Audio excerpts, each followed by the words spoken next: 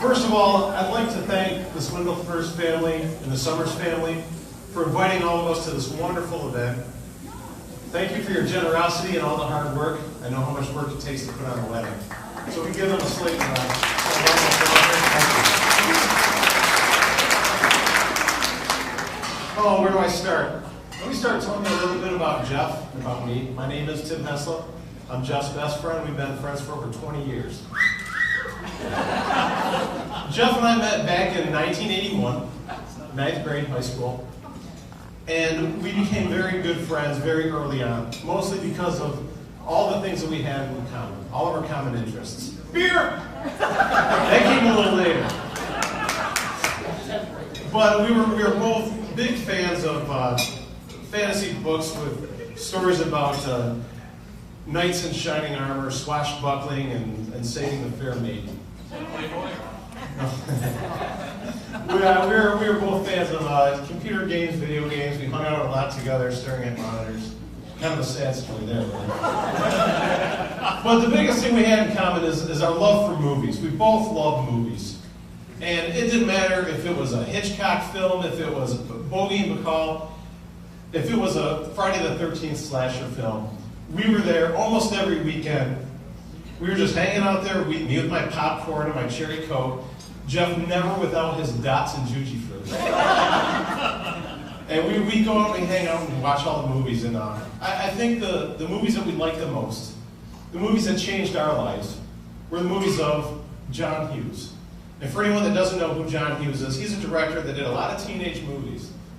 And a lot of the themes were about how the nerd with the heart of gold falls in love with the cheerleader, the most popular girl in the school. And eventually that girl sees that golden heart in that boy, and she comes to her senses, and the guy gets the girl at the end. Unfortunately for Jeff, that old saying of good guys finish last seemed to be a lot more appropriate in our younger days.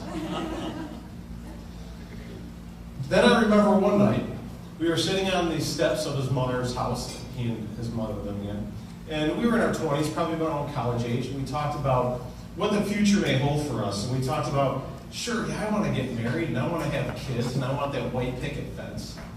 So when you single girls out there, yes, there are some guys that think like that. Hopefully Jeff and I weren't the last two, for goodness sake. And eventually, I ended up saving my damsel in distress, my lovely wife, Amy. So, and Jeff kept the search up, but not for long. About 3 years ago, I remember sitting in a bar, drinking a pint of Guinness with Jeff, and he said, "You know what, Tim? I think it's over. I don't think she's out there for me." And I was really worried for him because he was quite serious. Then one day I met Krista. I met Krista at GTN. We worked together only for a short time before I left working there. But always stuck with me was her wonderful personality, her upbeat personality, and definitely her sparkling smile. And I got to know Krista a little bit. We would see each other at certain events that were work-related, and she seemed like a nice girl.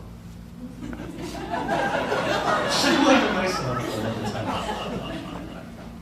And Jeff and I, every year we put on a golf outing, the H&S Celebrity Pro-Am, for anyone that hasn't been.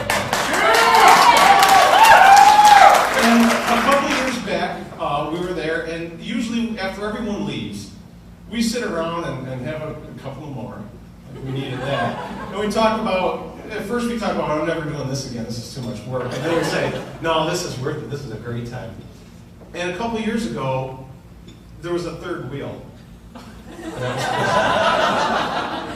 And Krista hung out literally for an extra hour with us until we walked out and we went home. And it was either in the parking lot that very day or the next day I called Jeff and I said, "So what's going on with you and Krista?"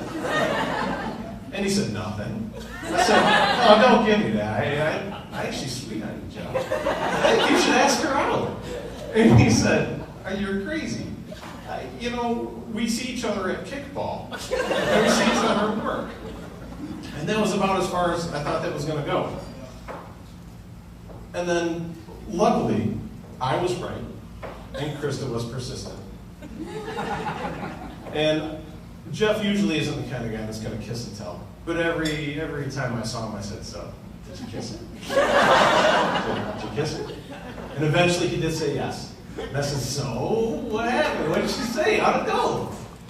You remember what you said, Krista? What I said? What took you so long? That's exactly what Jeff told me. What took you so long?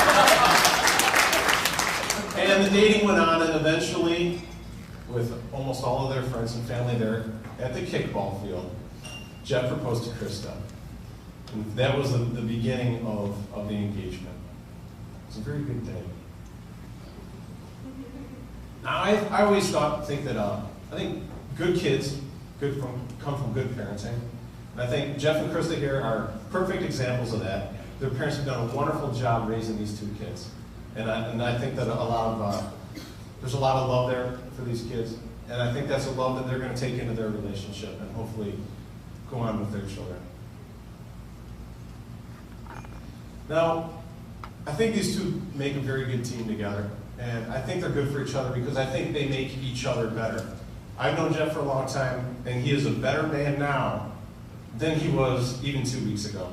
He gets better with age. I didn't think it was possible. Like a fine wine.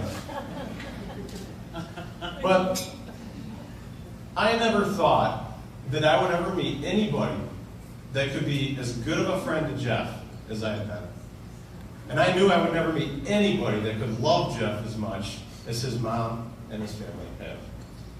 But in Krista, I've seen both of those things. I've seen the love, I've seen the admiration, and I've seen the respect and the friendship. And God bless her for it. Hear, hear. So, if you could please raise your glass for this toast.